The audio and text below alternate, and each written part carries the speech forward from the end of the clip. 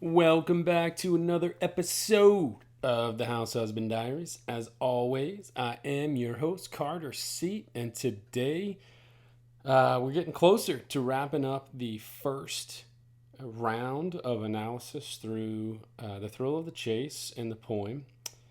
And on a side note, just to get this out of the way, kind of the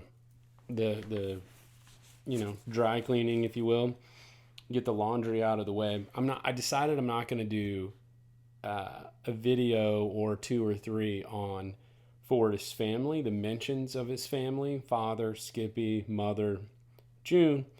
And the reason is there's 53 mentions of father, there's 34 mentions of Skippy, and there's 17 mentions of mother. And then there were a number of mentions of June, but some of those were of the month of June, not sister. So basically, I just felt like that was way too much to go on. That's basically 100 plus mentions of family. And there were a couple other words that I just chose not to do a study on or a video on because there were so many 50, 70 mentions of those words. And I just felt like, everybody can go through that. That's not subtle. Or if there's one or two mentions out of 50, maybe that's why we haven't been able to find the chest because that's just too many. So I'm not going to do those. So I've got about 3 more videos left of April, and today we're going to be talking about the dirt roads, 50 miles, and some all caps. So I might have missed something on the all caps. That was a little harder to search, but I might have skimmed some stuff and missed it. So always put it in the comments if you're like, hey, you missed this or what have you. And then the last thing that I will say before we get on with the quotes, I'll actually be sharing another scrapbook. It's actually the same scrapbook, which is weird. And then I'll say, if you like the videos, please subscribe. I'm at like 500, right around there. So super pumped. It's halfway to 1,000.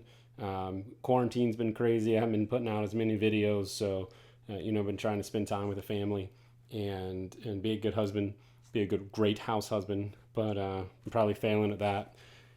I don't know about y'all, but quarantine's really getting to me. This is like week 6 for me, and I'm pretty much over it. I'm 100% over it. Let's be honest.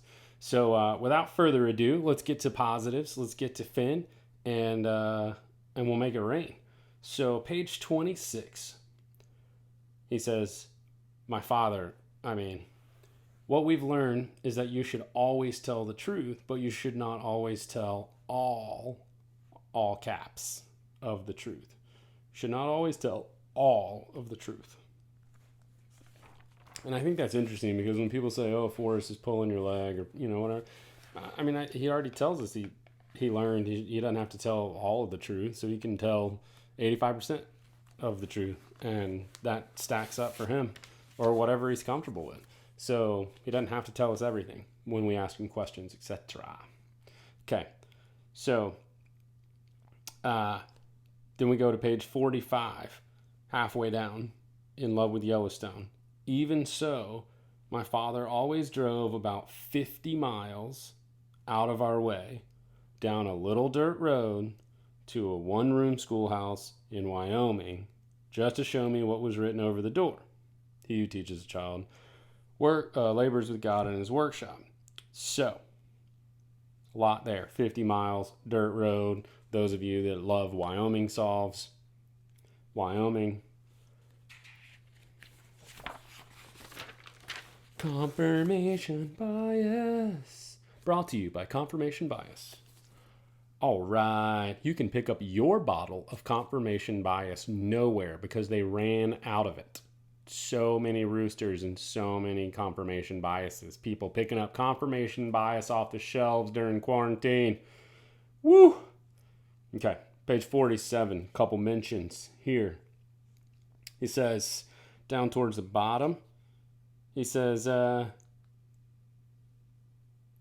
let's see. Oh no, up towards the top. "I think they competed to see which one could splash dirty water on the most people." So I guess dirty roads, that's a dirt road, canyon street. with the potholes, dirty road, not paved. Get it? Subterfuge. Subterfuge. I'm telling you. Okay. And then you go down a little bit. I thought this was funny. I never thought about this before, but this was also some subterfuge. He says, it killed me for sure, getting fired, I mean. And all of a sudden, I saw my stupid ex-boss for what he really was, a fat, bald-headed hulk of a dirty name. Dirty name. Could that be your Homa Brown dirty name? Dirt road, dirty name. Just dirt. And I didn't mention the Cali, thinks I'm dirt, and the dirt, it thinks I'm Cali for whatever. I didn't mention that one, but I know that's in there. So for all of you sharp-witted, fantastic people out there. All right, page 49. He says, but he finally capitulated, saying that I had misapprehended what he meant by the phrase "get out" in all caps, and reminded me that I was still hired in fine standing and the dishes were piling up. Well, not sure if there's anything to that part, but it's there. Page 55. Page 55. Halfway again. We had a flat about every 50 miles, so the car was packed with spare tires that we had salvaged from city dumps along the way.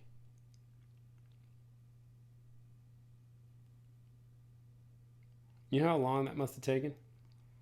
How are you salvaging tires from city dumps?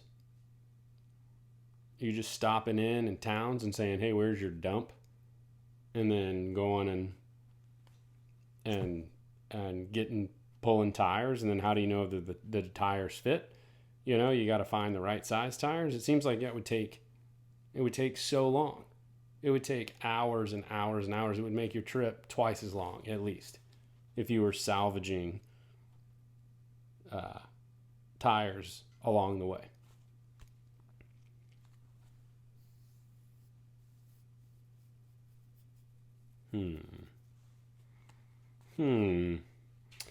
Carter, you might be onto something. Maybe. All right, page 63.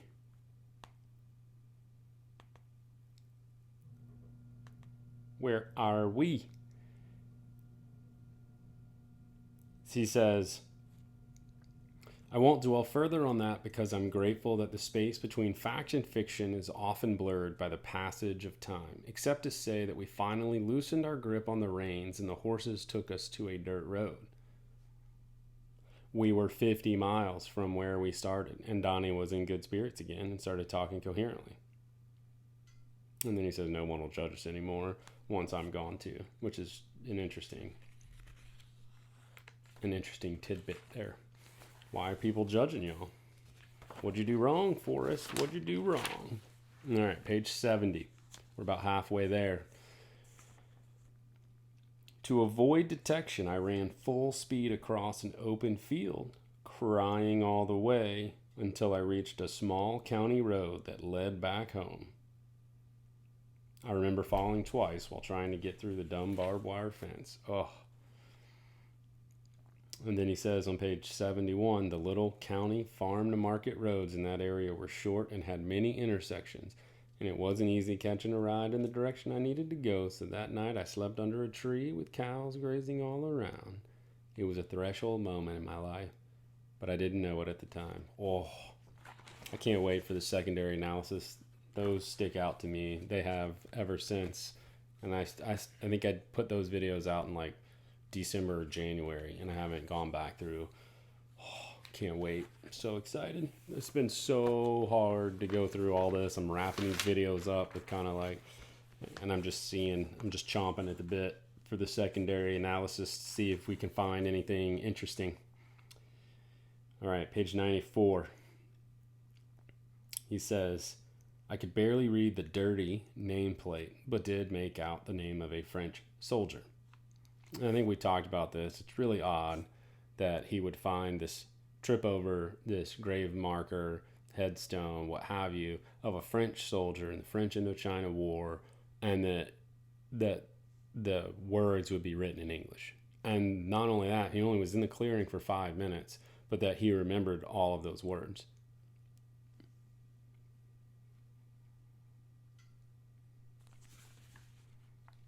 It's just interesting. Just interesting. That's all I'm going to say. All right, page 101. I love this too. Not one returns to tell us of the road which to discover we must travel to. Through the door of darkness, death. So what he's talking about, we're talking about life, death, coming back, the afterlife. I don't know. Religious, water high, holy water. All right. Page 109. We're going to get out of here. He talks about the Kachina Gallery on Canyon Road.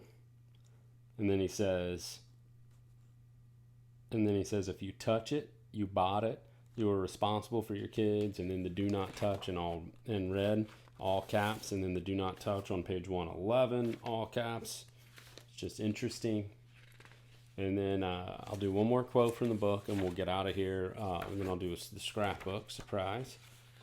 And we'll call it a day. Page 121, he says, where are we? And he says, but every time we've come to a fork in the road, we've taken it together, if you know what I mean. And he's talking about him and Peggy.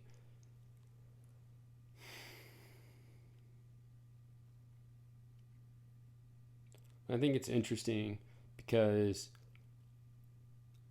people aren't getting within 200 feet of the treasure chest, and I wonder if there's some sort of fork in the road, or is he just saying, as husband and wife, sometimes you come to forks in the road, different things, and in order to last 50 years, you gotta take them together. Could just be very simple. All right, last thing, scrapbook 208, which I mentioned in a previous video. Forrest says our punishment was having to run 50 laps around the football field. We turned that penalty into a victory by running 55 laps. We sure taught that coach a lesson. Those were the good old days when our victories were small enough to match our egos. I think that's interesting. I don't read all of the scrapbooks. I haven't read most of them. But for whatever reason, I think a number of those scrapbooks were put out at the same time or within a few days or something. There was a lot of activity, and so I read a few of them because this was the first time I had heard about them or something. And I was kind of mulling over the 50 miles, dirt roads and all that kind of stuff long ago when I was making my list of all these themes that I was going to produce videos on and how I was going to go about, starting my solve and the process that you've now been with me on. But as I was doing that, this scrapbook came out, and I thought it was really interesting that he said our punishment was to run 50 laps. And then they ran 55 to teach that coach a lesson. They went above and beyond, like it wasn't a penalty because we chose to do more. And so I think that's interesting because it goes back to experiences, life experiences. Those experiences, embarrassing experiences, teach us the most. If you run extra, now it's not you change your mindset. It's your perspective, like the thumb, that if you chose to run 55 laps instead of being forced to run 50, now the way you look at it, your perspective is that is not a punishment, now it's a victory that you chose to run more. These little things, they don't seem big, but at the same time, it's very interesting when we're looking at the poem, trying to find out, okay, why did Forrest do this? Is there some story there that maybe we need to understand? Do we need to change our perspective, change our mindset, and how we're looking at this to help us find the treasure chest? So I'll just leave you with that thought. We'll get out of here in 15 minutes. So thanks everybody for watching this episode of the House Husband Diaries. If you like the video, give it a thumbs up. yeah, if you haven't subscribed, just hit the subscribe button if you're still watching. I really appreciate it. Doesn't mean a whole lot to you, it means a lot to me. So just really appreciate it. Give me a little quarantine, subscriber boost to make me feel better while I'm dealing with the frustrations of quarantine life. So thanks again, everybody. Hope you have a wonderful day, and I'll talk to you soon.